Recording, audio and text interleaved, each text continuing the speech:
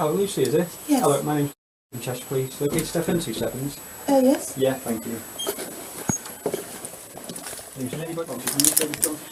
Yeah, not a problem. This isn't your typical spontaneous police house stop, but in fact the arrest of the most heinous child killer in modern British history. She isn't the most stereotyped predator. Instead, she emerges as an unexpected character, a woman entrusted with the care of nurturing infants. The Lucy Letby case, a serial killer that rattled Britain. Please consider subscribing if you enjoy this video. A hospital is a place not typically associated with mistreatment or danger to a child. Medical attention is guaranteed with built-in fail-safes to ensure nobody is making a mistake and providing absolute care for the patient, no less than a child. Seemingly nice and compassionate, this nurse is actually a lethal executioner, responsible for the lives of infants brought to neonatal care. A mother recalls how her child narrowly missed being the first victim of nurse Lucy Letby in 2013. Dr. Stephen Breary of Countess of Chester Hospital NHS Foundation was one of the first people to alert the executives of the unusually high number of deaths between June 2015 to June 2016. The entire thing was hushed off. The murder spree began in June 2015, where Lucy Letby struck mostly on night shifts when she was alone on the ward looking after sleeping babies. Her first victim, referred to as Baby A in court, was 6 weeks premature with a twin sister. Baby B was handed over to Lucy on the night of the 8th of June 2015. He died within 90 minutes. Her third victim was born on June 14th, 2015, weighing only a pound but healthy overall. Lucy was spotted standing over the baby when the alarms went off, even though she wasn't his assigned nurse. Cause of death? Air in the stomach. Merely 8 days later, child D collapsed 3 times in the early morning of the 22nd of June, the third time being fatal. Her skin was an odd colour, as per the attending doctor. Lucy was preying on the most helpless kind of babies, premature infants merely days after birth. By now, Dr. Stephen Breary reviewed the 3 deaths. He informed the director of nursing about Lucy being on duty for all deaths, yet Lucy was not investigated and remained in the neonatal unit. Dr. Stephen Breary recalls the exact moment he first connected Lucy Letby to a series of unusual baby deaths in the neonatal unit. It was in a meeting at a cafe in Chester with the hospital's head of nursing and 2 other colleagues on Thursday, the 2nd of July 2015. It can't be Lucy, not nice Lucy, he told them. August 4th marked the deaths of twins, child E and child F, 3 pounds and healthy. The mother noticed Lucy bent over the children following the death of the boy with a fatal bleed. Doctors would discover baby E's nasogastric tube had been tampered with. The very next day, baby F's insulin levels spiked merely 24 hours after the death of his twin brother. His nasogastric tube had been tampered with as well, but no one would suspect this until years later. It is highly unfortunate that the management wasn't taking note of the sudden rise in baby deaths, especially since there were so many cases together during the night shift when nurse Lucy Letby was on duty. Following a month of peace, she struck again on the 7th of September. It took her over 3 weeks to try to kill baby G thrice. The first attempt on her life was when they celebrated baby G completing 100 days. Baby G had been transferred to Arrow Park Hospital, and on her return on the 21st of September, Lucy attempted to kill her again. Now 8 years old, she is suffering from cerebral palsy as a result of trauma to her developing brain. Lucy's malevolent, sadistic nature was to feed on the grief she caused happy, hopeful parents at the Countess of Chester Hospital. Did you have any concerns that there was a rise in the mortality rate? Yes. Okay, so tell me about that. What concerns did you have? I think we don't just notice as a team in general, the nursing staff, that this was a rise compared to previous years. She would make odd remarks to the parents, sort of a harbinger of doom, taking away any hope they had. 2 days later, Lucy inserted air into baby I's stomach after 3 failed attempts, 9 affected lives, and nobody put 2 and 2 together. Relentlessly, Dr. Breary and Dr. Ravi Jayaram alerted authorities and were told not to make a fuss. On the 8th of February, Dr. Breary requested an urgent meeting with the executives, which wasn't scheduled till May 2016. In March, a parent had a strange interaction with her.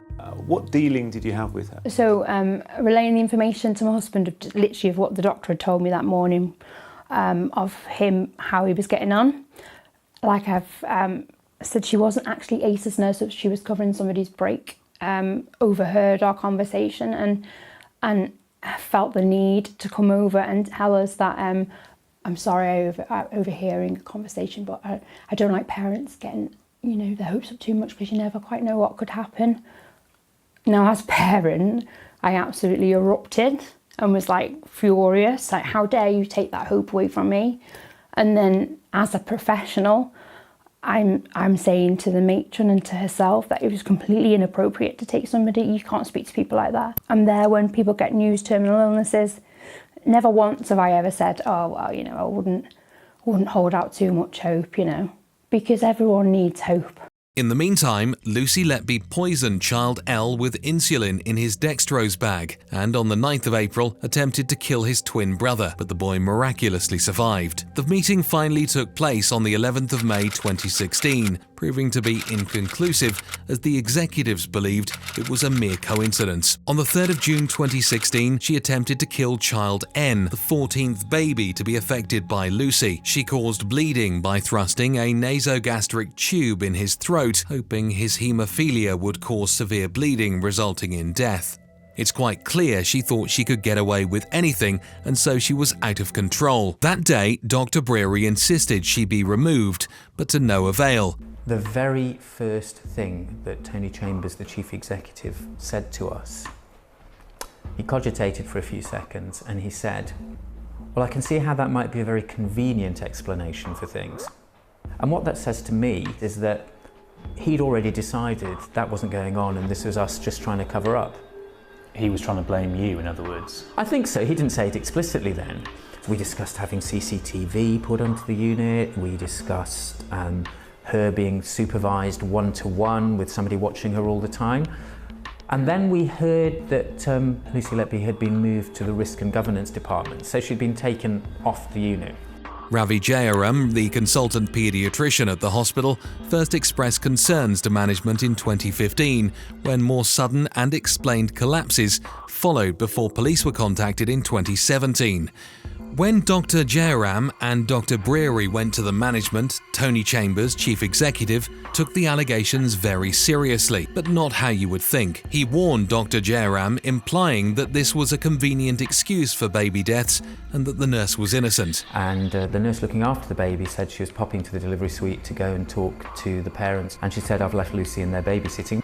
Part of me was saying, you better go in and just check everything's okay, because you know what's happened before when Lucy's been on duty. As I walked towards the incubator, I could see on the monitors that the oxygen saturations, which is basically the baby's oxygen levels, were dropping. And they dropped to a level that ordinarily, number one, the alarms would have been going off.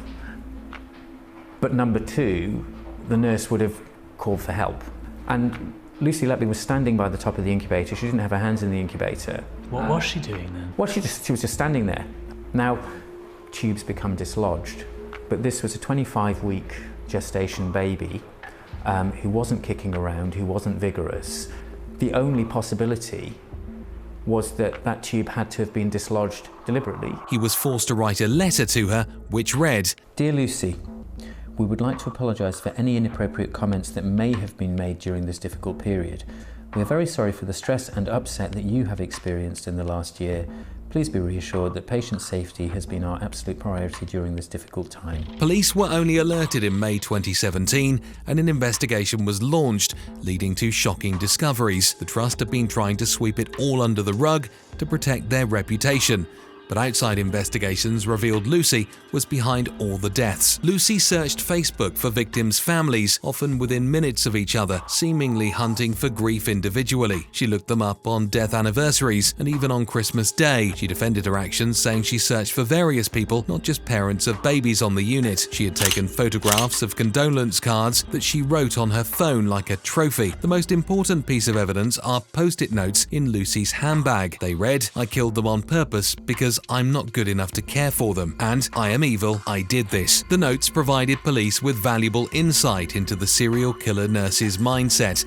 though they were not presented as conclusive evidence of her motive in court. The only words out of her during her arrest are remarks about her knee surgery. Lucy found excitement in baby deaths, acting strangely when infants worsened. After a baby's death, she reminisced about being present at special moments. She sought the affection of an unnamed married doctor, with evidence of an affair revealed in texts and meetings. He was often called for deteriorating infants, suggesting she harmed them for his attention. She was a Band 5 nurse, qualified to work for the sickest babies, and according to an awful remark by Lucy, she found work less stimulating when babies did not need as much medical attention. During her interrogation, she claimed she had nothing to do with the deaths. She was simply concerned about the rise in the infant mortality rate. Lucy was found guilty following a lengthy 9-month trial on the 18th of August 2023, convicted of murdering 7 babies and attempting to kill 6 others. Murder